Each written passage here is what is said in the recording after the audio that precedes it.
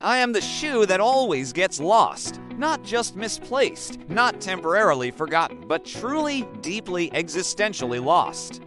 I am the reason you're late for work, the cause of that frantic, under-the-bed search that leaves you dusty and defeated.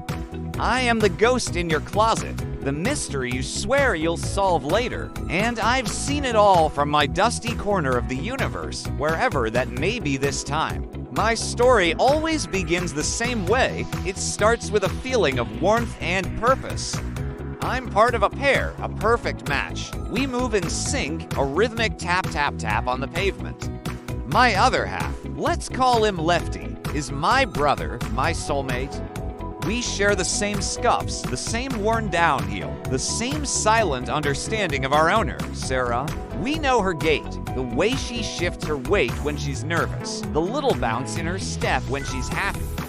We are the foundation upon which her day is built. The separation is never dramatic.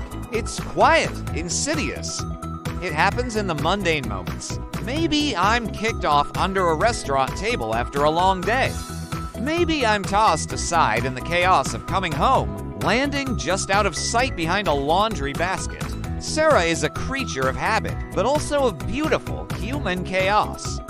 She tells herself she's organized. She has a shoe rack, a designated spot for everything. But life, as I've observed, rarely respects designated spots. I remember the last time I saw Lefty. We had just come back from a walk in the park. The air was crisp, leaves were turning, and Sarah was humming. She was happy. She slipped us off by the front door, a habit she tells herself is temporary until she cleans up. She kicked me a little further than Lefty. I slid under the edge of the entryway rug, a place of shadows and forgotten things. I'll get you in a second. Her actions seemed to say that was 3 weeks ago. From my new vantage point, I see the world in fragments. Dust bunnies drift by like tumbleweeds. A forgotten pen cap is my new neighbor. I witness the morning rush, the frantic search for keys, the daily dance of departure and arrival. At first, Sarah's search for me was earnest. She'd call out, "Where is my other brown shoe?" She'd look in the obvious places, the closet, under the bed, in the shoe rack where I was supposed to be. Lefty would sit there, alone and exposed, a constant, silent reminder of my absence. I could see the little lies she told herself. It has to be here somewhere. I'll find it when I do a deep clean this weekend. Maybe I left it at my friend's house. The weekend would come and go. The deep clean was downgraded to a light dusting.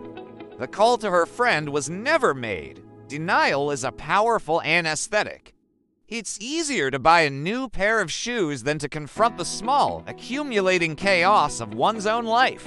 My existence became a silent observation of human nature. I watched Sarah stare at Lefty, a look of mingled guilt and frustration on her face. It wasn't about me, not really.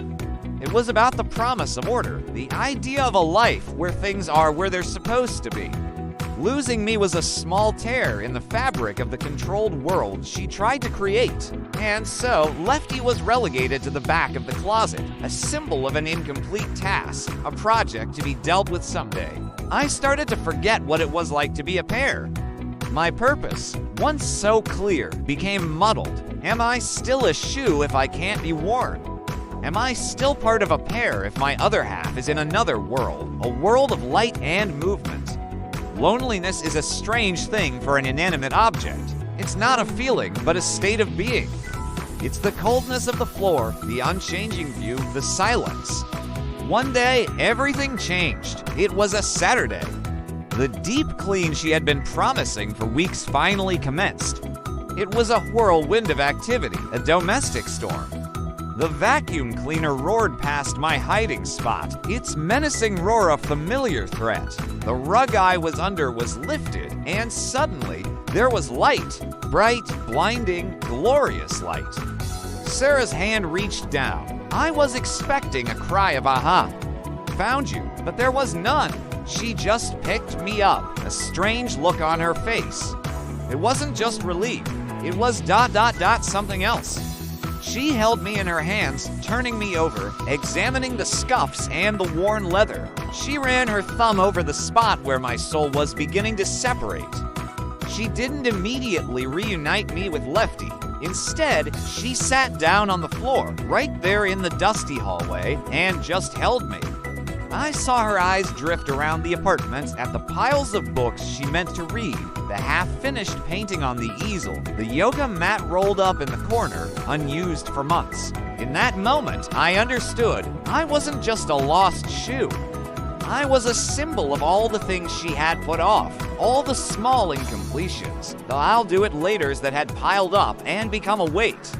Finding me wasn't about completing a pair, it was about confronting the mess. Not the physical mess of the apartment, but the messiness of being a person trying to keep it all together. She stood up, walked to the closet, and pulled out Lefty. She didn't put us on. She didn't place us neatly on the shoe rack.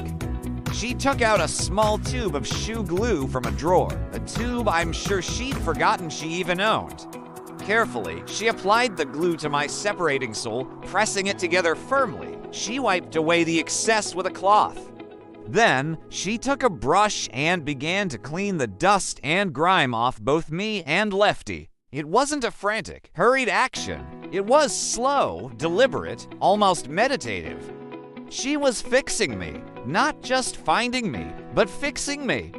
It was a small act, but it felt monumental. It was a promise to herself. A promise to stop putting things off, to mend what was broken, to face the small incompletions.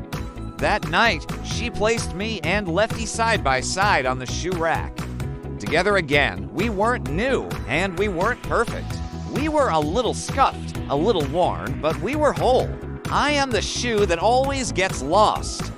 But my story isn't about being lost, it's about being found. It's about how sometimes the most insignificant, forgotten things in our lives are the ones that force us to stop, to look around, and to finally start putting the pieces back together. It's about realizing that it's never too late to fix things, to clean up the mess, and to make things whole again, one small, deliberate step at a time. And the next morning, when Sarah slipped us on, her step felt different. It wasn't just happier or more confident. It felt complete.